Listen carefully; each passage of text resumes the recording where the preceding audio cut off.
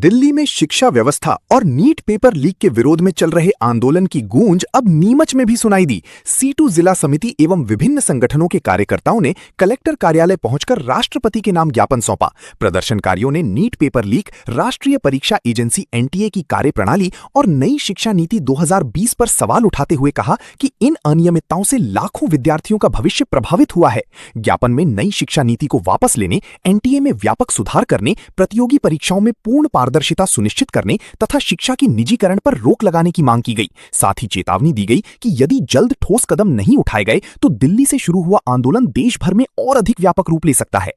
जो है शिक्षा के साथ एक क्रूर और घिनौना मजाक किया जा रहा है, छात्रों के भविष्य के साथ खिलवाड़ किया जा रहा है।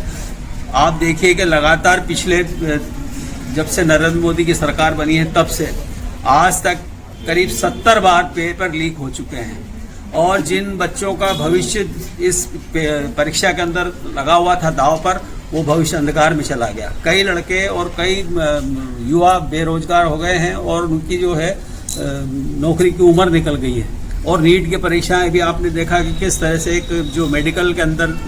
लड़के जाते थे और वो लड़के भी नीट की परीक्षा के अंदर इस बार फिर पेपर लीक हुआ। तो ये इसका सरकार का सीधा ये है कि सरकार की जितनी भी परीक्षाएं सरकार जो आयोजित करती है, सरकारी उपक्रम जितने हैं उनको बंद करके और प्राइवेट हाथों में जो ये संस्थान चल रहे हैं उनको बढ़ावा देने के लिए, क्योंकि जब नीट की परीक्षा के अंदर पास ही नहीं होगा तो उसको सरकारी मेडिकल कॉलेज में एडमिशन नहीं मिलेगा और वो फिर बड़े बड़े डोनेशन दे के या तो प्राइवेट कॉलेज भी जाएगा और या फिर सड़क पर ठेला लगाएगा। तो ये सरकार जो नरेंद्र मोदी ने कहा ही था कि चाय का ठेला लगाना और भजिए बेचना भी एक रोजगार है, तो जितने भी हमारे पढ़े लिखे नौजवान हैं और रोजगार के लिए जो सरकार की बड़ी बड़ी परीक्षाएं दे रहे हैं, जो रात दिन मेहनत करके और अपनी तैयारियां कर रहे हैं, उनको ये पकोड़े बेचने और चाय का ठेला लगाने के लिए सरकार जो है मजबूर क्या कर रही है, उनको मतलब ये समझ लो कि जहालत में घसीट रही है ये। तो ये सरकार जो है अपनी आदतों से बाज आए, युवा लोगों से छेड़छाड़ बंद करे। इस देश का युवा जाग गया है और जो दिल्ली के अंदर जो ये 20 दिन से सोनम वांगचुक जी ने जो अनशन किया और जिस तरह से सरकार ने उनको गिरफ्तारी